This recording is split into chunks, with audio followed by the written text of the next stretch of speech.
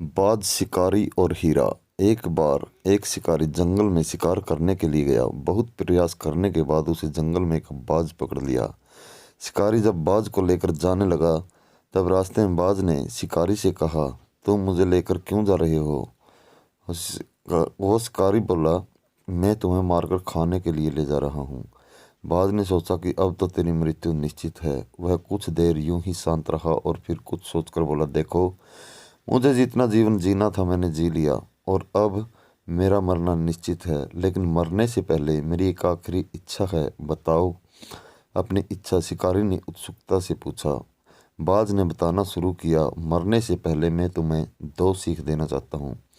इसे तुम ध्यान से सुनना और सदा याद रखना। पहली सीख तो यह है कि किसी की बातों का बिना प्रमाण बिना सोचे समझे विश्वास मत करना। और दूसरी ये कि यदि तुम्हारे साथ कुछ बुरा हो या तुम्हारे हाथ से कुछ छूट जाए तो उसके लिए कभी दुखी मत होना।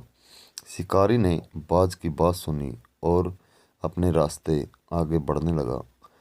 कुछ समय बाद बाज ने शिकारी से कहा, शिकारी, एक बात बता हो, अगर मैं तुम्हें कुछ ऐसा दे दूं कि जिससे तुम रातों रात अमीर बन जाओ तो क्या तुम मुझे आज़ाद कर दोगे? शिकारी फौरन रुका और बोला, क्या है वो चीज़, जल्दी बताओ। बाज बोला, दरअसल बहुत पहले मुझे राजमहल के करीब एक हीरा मिला था जिसे उठाकर मैंने एक गुप्त स्थान पर रख दिया था।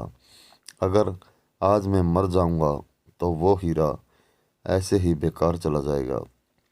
इसलिए मैंने सोचा कि अगर तुम उसके बदले मुझे छोड़ दो तो मेरी जान भी बच जाएगी और तुम्हारी गरीबी भी हमेशा के लिए मिट जाएगी।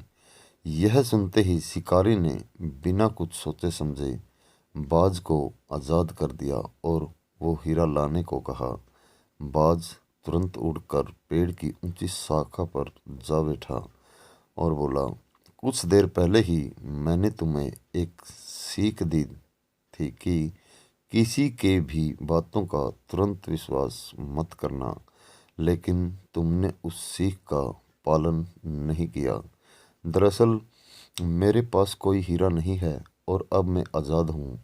यह सुनते ही शिकारी मायूस हो पछताने लगा। तभी बाज फिर बोला, तुम मेरी दूसरी सीख भूल गए कि अगर तुम्हारे हाथ से कुछ बुरा हो तो उसके लिए तुम कभी भी पछतावा मत करना।